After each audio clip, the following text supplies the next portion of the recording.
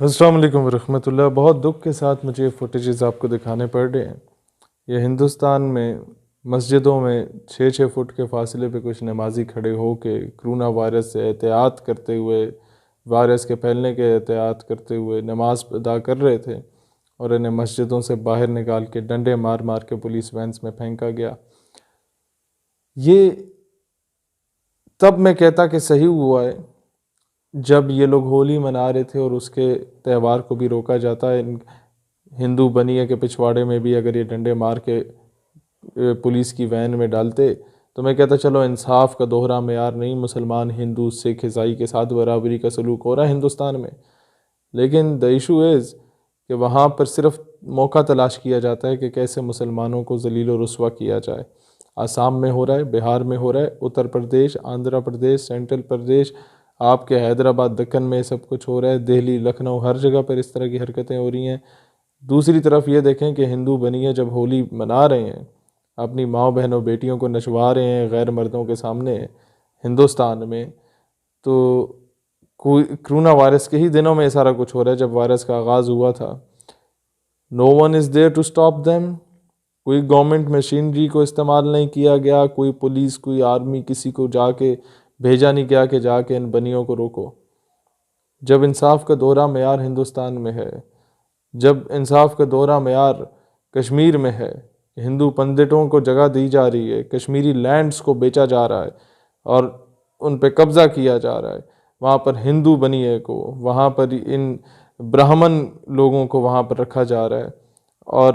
جو ظلم کی انتہا کی گئی ہے وہ دنیا کو نہیں دکھایا جا رہا۔ دنیا دیکھ بھی رہی ہے تو خاموش ہے۔ اور میں کہتا ہوں، پھر مجھے آ کے یہ شکایت لگا دیتے ہیں ہمیں، ہمارے بزرگوں کو، کہ جناب اسے سمجھائیں، یہ حالات ایسے ہیں تو ویسے ہیں۔ بات یہ ہے کہ جب حافظ سعید کو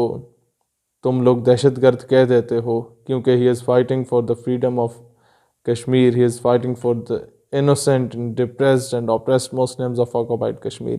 تم لوگ مولانا مسعود اظہر صاحب کو دہشت گرد کہلوا دیتے ہو اقوام عالم سے، عالمی منڈی میں اپنی ماؤں بہنوں بیٹیوں کو بچوا کے، تم لوگ اپنی کترینہ کیف اپنی بیٹی اور مودی کی ماں کو بیچ کے تم لوگ جو ہو وہ سید صلاح الدین کو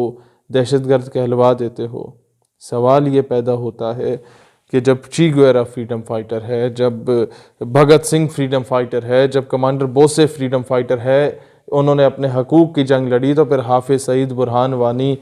یا مسعود اظہر یا آپ کا سید صلاح الدین فریڈم فائٹر کیوں نہیں کہلایا جاتا؟ اور سوال یہ پیدا ہوتا ہے کہ جب ان ایکسٹریمسٹ کہہ کے ان پہ پابندی لگائی جاتی ہے تو بی جے پی پہ پابندی کیوں نہیں لگائی جاتی؟ مسلمانوں کا قتل عام کرنے والے شیو سینا والوں اور بال ٹھاکرے اس کسی گندی ماں کی اولاد پہ پابندی کیوں نہیں لگائی جاتی؟ جب پابندی مسعود اظہر پہ لگائی جاتی ہے تو پابندی برہمن سماج یا آریہ سماج یا شدھی یا سنگھٹن یا ان تمام قسم کی تھرڈ کلاس تنظیموں پہ کیوں نہیں لگائی جاتی پابندی؟ دوہرا معیار اقوام عالم کا کیوں ہے؟ میں ایک بات آخر میں مسلمانوں سے کہتا ہوں کہ مسلمانوں، تم لوگوں نے غلط مذہب کسی سے پڑھ لیا، غامدی ٹائپ کے آدمی سے، کہ جناب کوئی ایک گال پہ تھپڑ مار دے تو دوسرا آگے کر دو۔ نہیں، یہ ہمارے مذہب میں نہیں ہے۔ کوئی ایک گال پہ تھپڑ مارے، رکھ کے 2 چماٹ سے واپس دو۔ قرآن کا قانون ہے، خون کا بدلہ خون ہے۔ ہم لوگوں نے تلوار کو چھوڑ دیا تھا، ہم لوگوں نے جہاد کو رد کرنا شروع کر دیا تھا، ہم لوگوں نے اڈاپٹڈ نعرہ لے کے آ گئے کہ جناب جہاد بالقلم کریں گے، جہاد بالسیف کو سائٹ پہ رکھ دو۔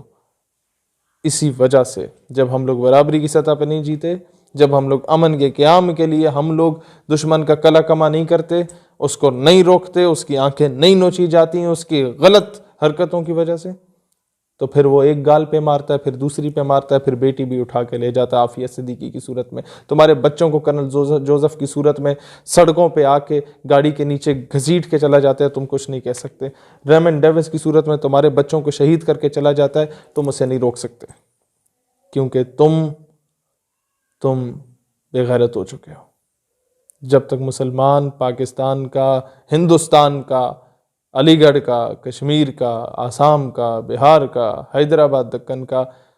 غیرت مند نہیں ہوگا، یقین کرو وہ باہر سے جو محمد بن قاسم آیا کرتا تھا اب نہیں آنا، وہ جو محمد صلاح الدین ایوبی نے آنا تھا وہ نہیں آنا، اب سیدنا خالد بن ولید نے نہیں آنا، اب جناب علی لوگ دیواروں پہ لکھنا شروع کر دیں کہ جناب عمر بن عبدالعزیز آئیں گے یا نہیں آئیں گے، نہیں آنا۔ اب کچھ کرنا ہے تو یا تم نے کچھ کرنا ہے یا ہم نے کچھ کرنا ہے۔ اینٹ کا جواب پتھر سے دینا سیکھو،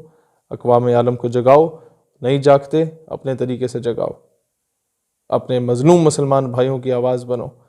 سلطنت عثمانیہ کو قائم کرنے میں اپنا کردار ادا کرو، ترکوں کو سپورٹ کرو، طیب اردگان کے دست و بازو بنو، حکام بالا کو مجبور کرو کہ جناب سلطنت عثمانیہ کو بحال کرنے میں اپنا بالکل صحیح طریقے سے کردار ادا کریں تاکہ مسلمان متحد ہوں۔ وہی سلطنت عثمانیہ بحال ہو کہ جب کہیں پر مسلمانوں پہ ظلم ہوتا تھا تو سلطنت کا امیر المومنین لکھا کرتا تھا کہ جناب 24 گھنٹوں کے اندر اندر مسلمانوں پر ظلم ختم نہ ہوا تو مسلمانوں کے گھوڑے تیار ہیں۔ جب تک یہ کردار نہیں ادا کیا جائے گا، آج جو فلسطین میں، شام میں، سیریا میں، لیبیا میں، لیبنان میں، افغانستان میں، کشمیر میں ہوا، کل وہ پنجاب، سندھ، بلوچستان، سرحد یہاں بھی ہو سکتا ہے۔ سونا جنگل، رات اندھیری، چھائی بدلی کالی ہے، جاگ کے رہیو سونے والو، چوروں کی رکھوالی ہے۔ پاکستان پائندہ باد۔